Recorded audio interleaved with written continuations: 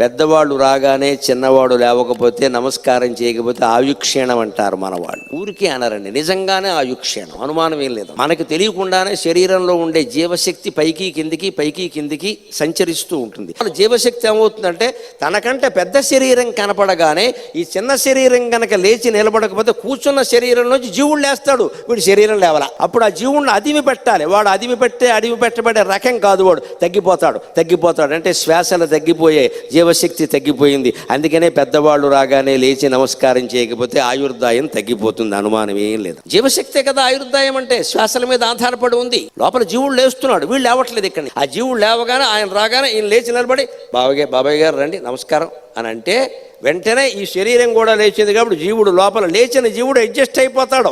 పెద్దవాడు రాగానే లేవాలి, అందుకని అది నేర్పాలి ఖచ్చితంగా. అప్పుడు వీళ్ళు ఆయుర్దాయం పెరుగుతుందంటే ఒరే నమస్కారం చేయాలి, అలా కూర్చోకూడదమ్మా, లే ముందు చెప్పాలి ఖచ్చితంగా.